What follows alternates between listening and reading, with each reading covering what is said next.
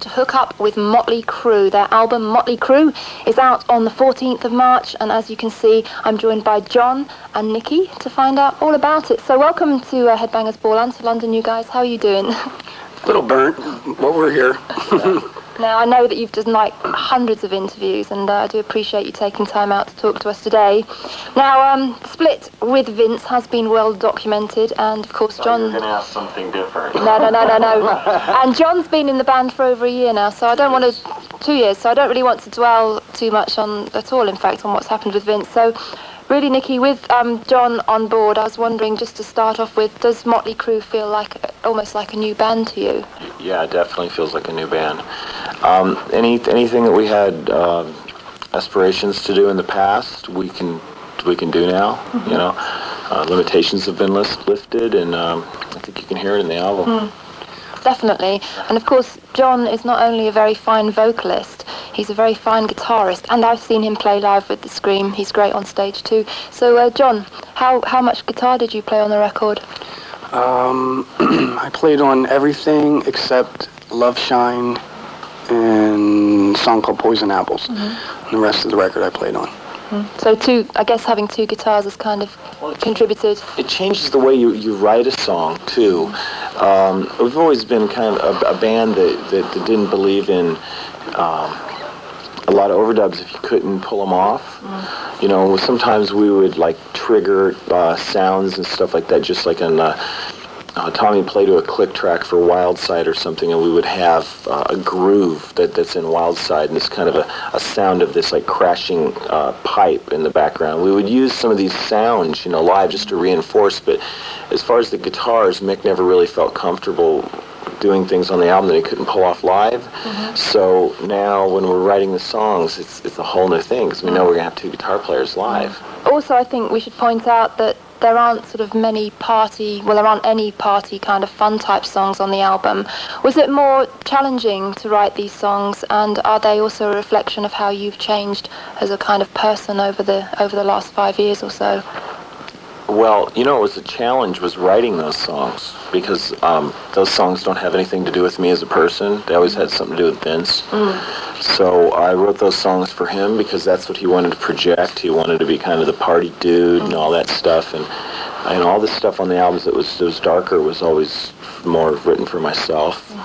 And John fits into that a lot more, you know, and we just decided it's a great opportunity to not have to do that anymore. Absolutely. It gives you a lot more scope. Yeah, I think so. I mean, there's so many things to write about on the planet, you know. It's like writing about parties is pretty, you know, boring. I mean, everybody We go to so many parties. Yeah, I mean, everybody loves one, but I don't think you definitely want to sing about them. Okay. Well, we've got the video for Hooligan's Holiday on the way, debuting on Headbangers Ball tonight for you. Fantastic video. Kind of, is it based on the film Clockwork Orange, I read somewhere? Tell us a little bit about who directed it. Nick Egan, who did, Soup Dragons? Duran. Oh, God. Who's that band? I love this band. I can't remember their name all of a sudden. Sonic Youth. And he actually did Bon Jovi, too. I mean, I hate to admit it. It looks like you had a lot of fun doing it anyway. Yeah, it was great. We had a good time. It was cool, too, because it was the first time to actually see ourselves in like a playing situation, you know what I mean? So it was real cool. I had a good time doing it. It was fun. Well, actually, to me, this is the kind of song that is best experienced driving in a car, windows rolled down on a sunny day, crank it up loud. Motley Crue, here's the debut video, Hooligan's Holiday. We'll talk to these guys some more in just a moment. That was Therapy, Nowhere, and of course they're actually #1 in the Metal UK chart this week. Congratulations to them for their album Trouble Gum, and very nice guys they are too. Now, as you can see... That last night, for the first time, it sounded great. Yeah, cool. They're fantastic record. As you can see, John and Nikki from Motley Crue is still with me. We're talking about their forthcoming new album, simply titled Motley Crue. And a lot of people have been commenting on the diversity of material on the record, but I kind of felt it was more a case of there's lots of different moods, kind of, and something that you can relate to for every kind of mood you're in. Is that how you'd like it interpreted? Yeah, definitely. There's I don't know. Nikki's better at explaining this. That was one of the things. That was one of the things that I really liked about Led Zeppelin, and I think they really eclipsed it on the Physical Graffiti album. You know, from track to track, there was a lot of different, you know, moods. And I read that somewhere before. Somebody said it, Robert Plant said it, Jimmy Page wasn't an amazing guitar player. He was just a master of moods, you know. And I just think it's cool. I just think it's really cool because there's something on there, you know, for everybody. You know, I mean, Smoke the Sky is one of those, you know, car songs. You just get in and you drive 100 miles an hour, and then there's songs like Love, Shine, and Drift Away that have a completely different mood or vibe to them. So it's just challenging. It's cool. Yeah, I mean, Drift Away actually is my favourite, that one you mentioned there. Now, Nikki, with John contributing to the songwriting, I would imagine that took a lot of pressure off you personally to have somebody coming in with ideas and riffs and stuff.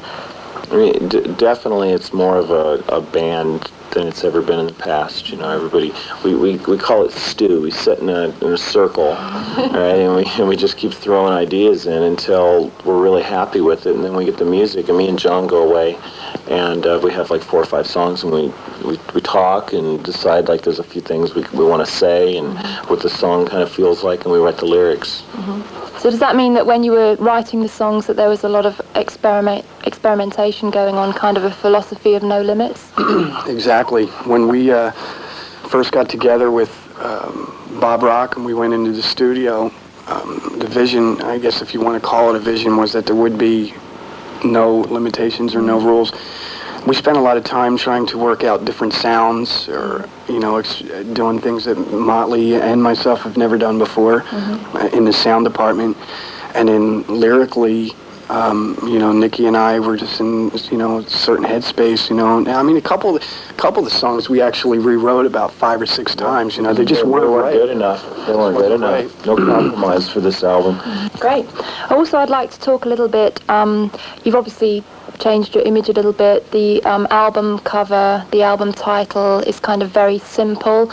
Do you think that that's, did you do that on purpose to kind of focus the attention more on the music than, you know, what clothes you were wearing or what the cover was suggesting? Definitely. I mean, it was called Till Death Do Us Part, and, you know, people were already starting to read. The record company, for instance, was like, wow, let me see, what's this mean, and what can we do with the campaign? And we're like, no. It's like you're already blowing it, you know, you're already thinking of things to take from the music. So that's when it was just Motley Crue, and that's it. So it sounds as if you had like a very clear vision right from the word go of how you wanted the whole thing presented and so on. Yeah, basically, because everybody, like Nikki just said, everybody starts to read into things and they try to, you know, they get a preconceived notion. It's like the same thing too with, you know, Hooligans. It being the first song, the first video. I mean, I don't know how we're doing it here, but I know, like in the States, we refuse to like release singles. We didn't want to do that because somebody's going to listen. Maybe, you know, somebody may listen to Hooligans and go, God, the record's, you know, I love this song.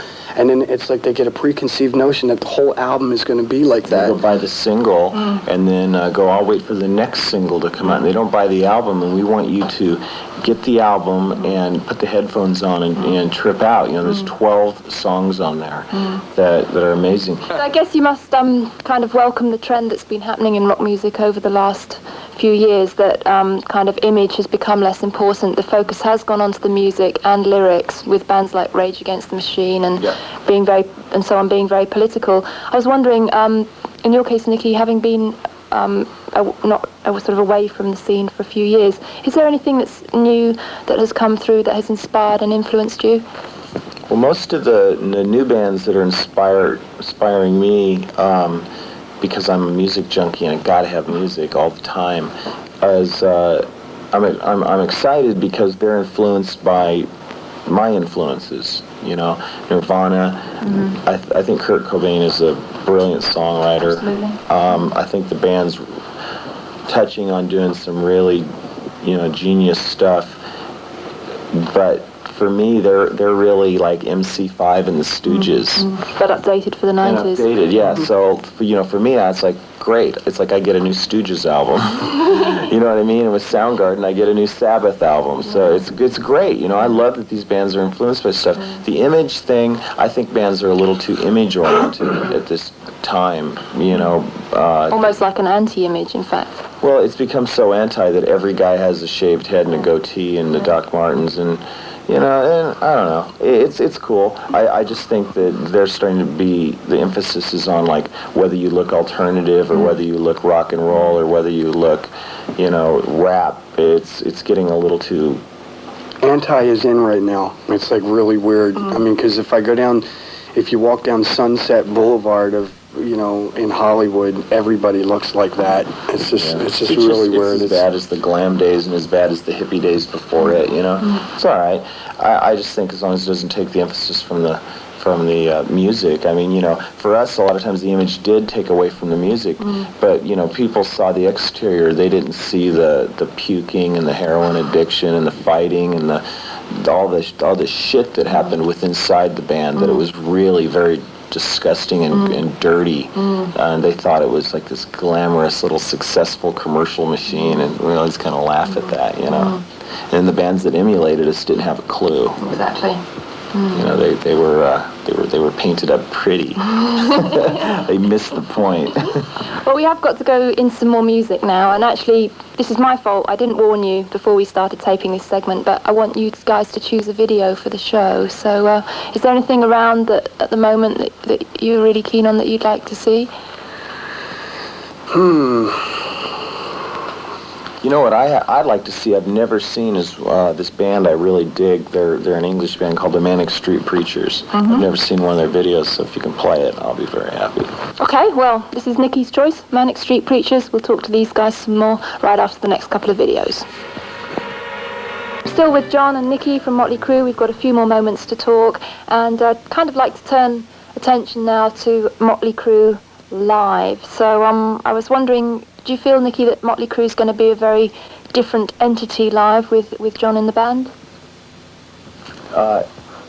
Yeah, but you know, if you change any ingredient of a rock band, you know, you change the face, the sound, and the look, and the way we perform live.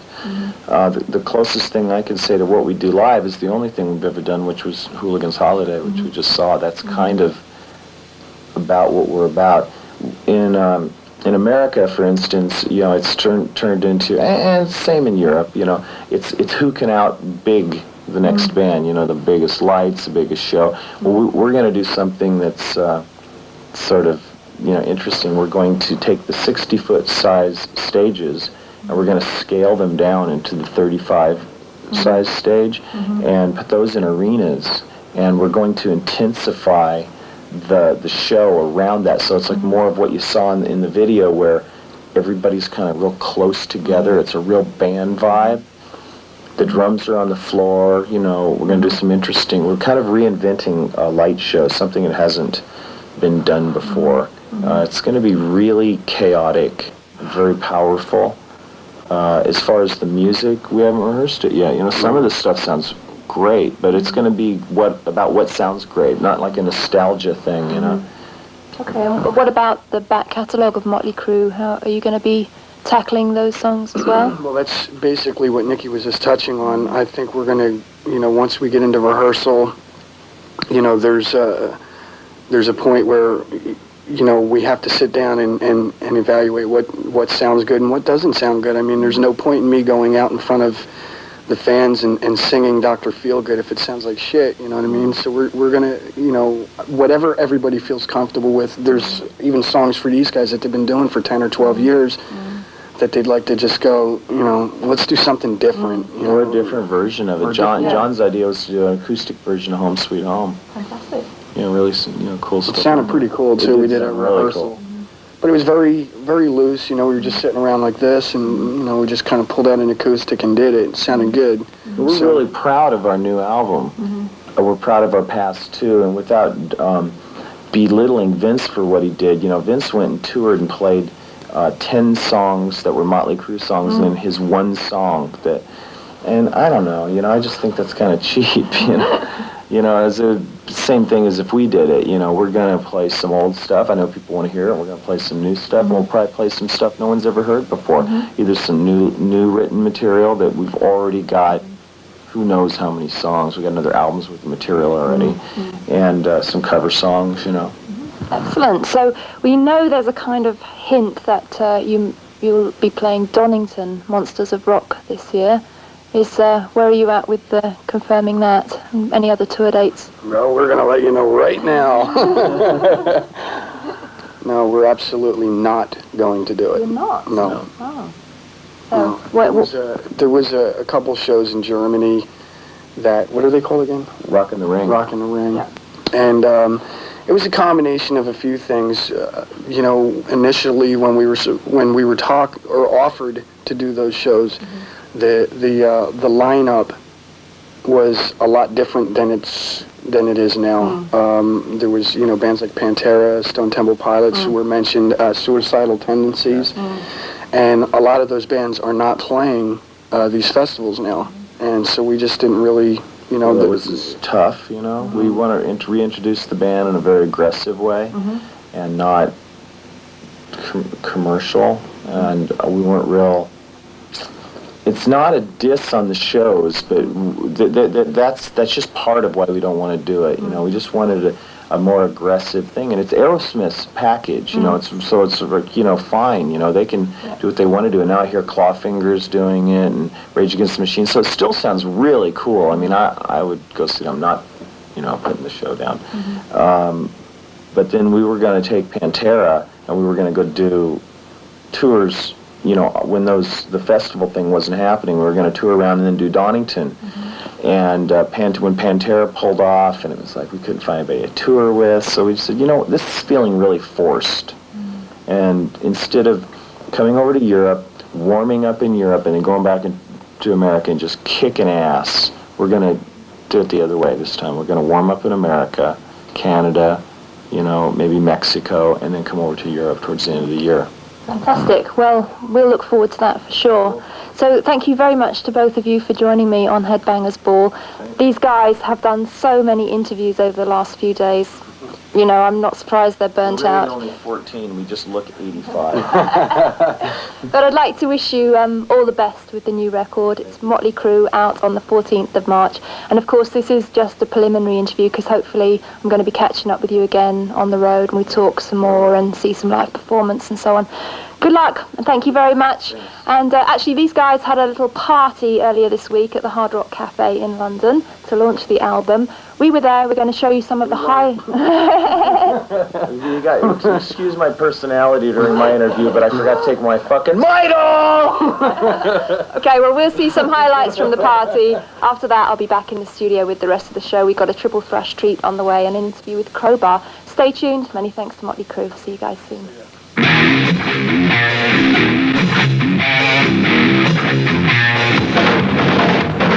I can say is, they are the